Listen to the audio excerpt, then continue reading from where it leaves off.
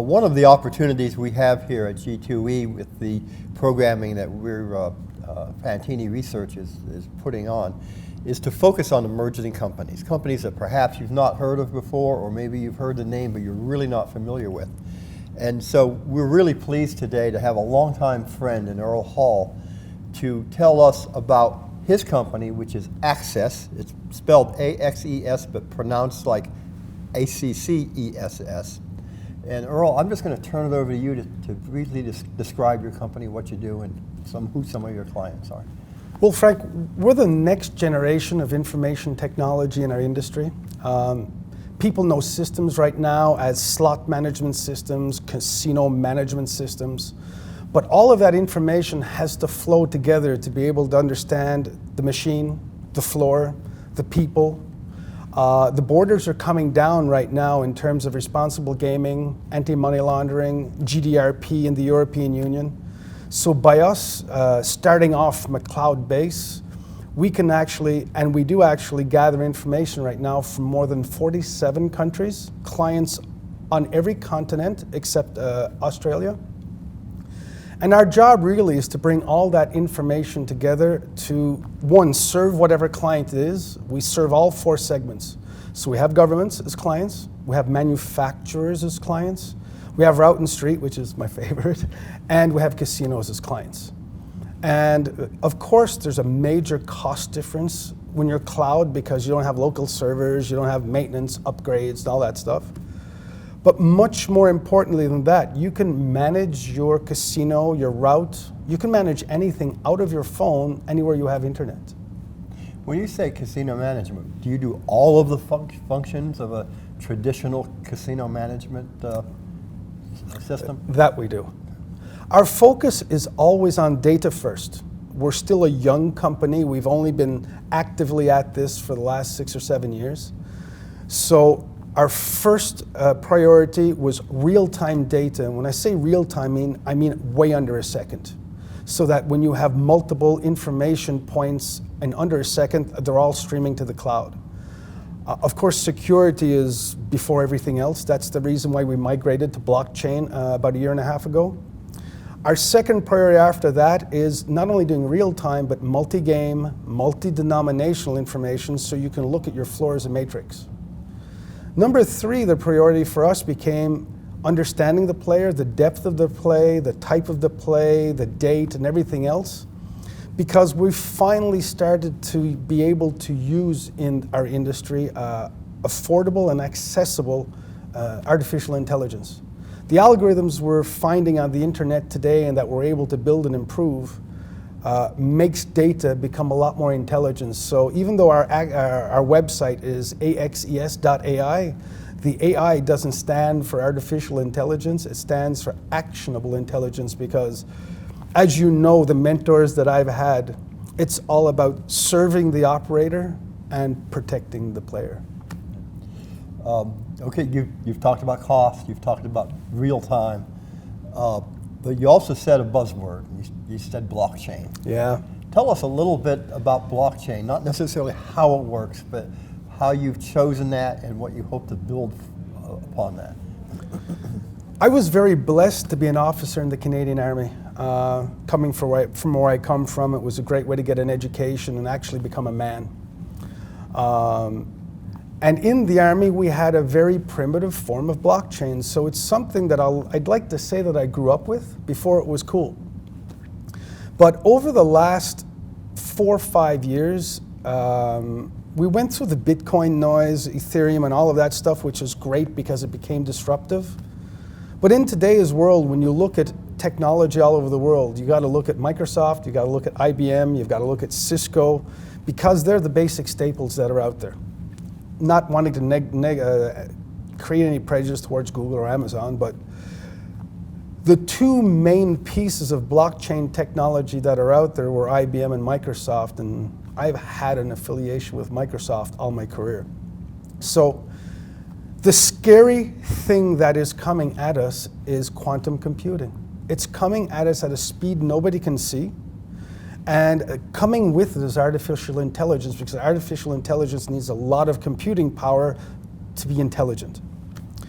About 3 years ago, I addressed my board and I said, you know, we've got to start thinking about protecting cloud data before somebody starts taking cloud data down. So when Microsoft started to offer experimental blockchain tools a couple of years ago, we jumped on the bandwagon right away, not to be ahead of the curve, but to protect what we have. So it was a defensive strategy. So we've been at blockchain actively for about a little over 2 years right now. And the first reason, of course, was to protect the data we have. But second of all, as jurisdictions start to talk to each other, and as regulations and regulators start to get smart about having data in Mexico that could help money laundering in Arizona, having data in Florida that could help Wisconsin, well, we'll be able to use the blockchain tools we have to move the right pieces of data to the right regulators to make sure that they can share data at the same time while they're protecting the operators and privacy and all that stuff. So blockchain is really the basic staple of every piece of technology that's going to be coming out over the next 3 or 4 years. So you've got price, and you've got real time, and you've got security. Tell us who your clients are right now, and who you intend to pursue as your company develops. Something that I never talk about over the last 6 years, as you know, I've been pretty silent and under the radar since I started this project. Our clients have been the believers that have been with us since day one. We still have 10, 15 clients that have been with us, protecting us, working with us, understanding where we're going since day one. Some of them are in Mexico, some of them are in the United States. We finally have a government client, which we wanted to take our time to get a first government system up and running. We've done that in Europe. And we actually have a couple of manufacturers that are clients that their own system, they cannot use it to pick up their own data and revenue share because it just costs too much. And our role is not to compete with IGT, Konami, Scientific Games. Our role is to bring them a piece that they can use to make even more money, protect more clients and operators. So while I don't like to talk about specific names of clients, I just like to say that we were a crew that got together that all knew where the industry was going, and they trusted me with their lives. I guess by say who their clients, I did not necessarily mean by name, but I meant the nature. And I think one of the things that you've got is you've got a lot of smaller clients now who can't afford necessarily the big companies' products at this point. Well, you know, the work to take MGM away from one of the tier ones would be the most massive political movement I could ever do. It's not worth it. I'd like to say the real operators that are down there in the trenches that don't have the analytics staff, they don't have the systems like IGT and Scientific Games, they're the ones that I love helping because they're helpless right now. So we come in with a system that's affordable, easy to install. The learning curve is very low on it, and the sophistication at this point is low on it.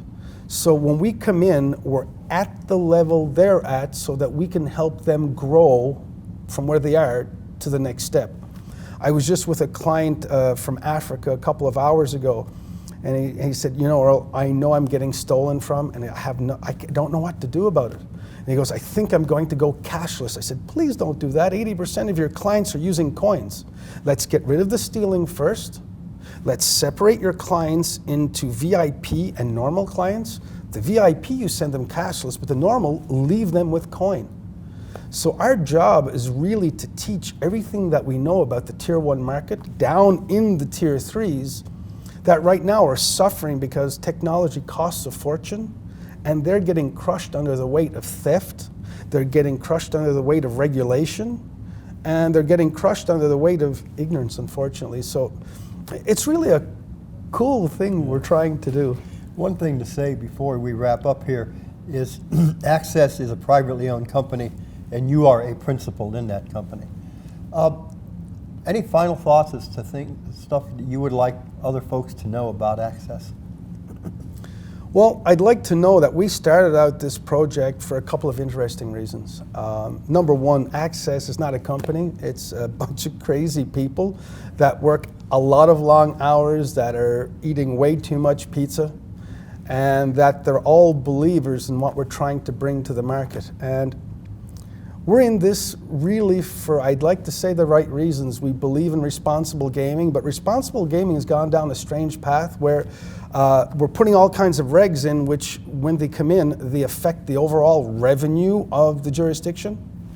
Whereas what we're trying to do there is bring in tools where you can actually accelerate revenue for the healthy people, but try to prevent people from getting sick. Money laundering is a great one. We just rolled out our artificial intelligence algorithm for anti-money laundering. It was scary what we found. So the final thoughts is that we're not today's technology, we're next generation. That's the reason why we're taking our time and picking clients one at a time, and we're walking up one step at a time so we don't hurt ourselves or break any clients. Okay. But my final thought is, if you do not grasp blockchain, it is the biggest emergency that we have, because those that don't grasp it will start getting hit very hard in the next 3 or 4 years from the quantum hacking that is becoming the buzzword in the world I live in. Okay. Earle, very interesting. Thanks, Frank. Thank you. Thank you very much.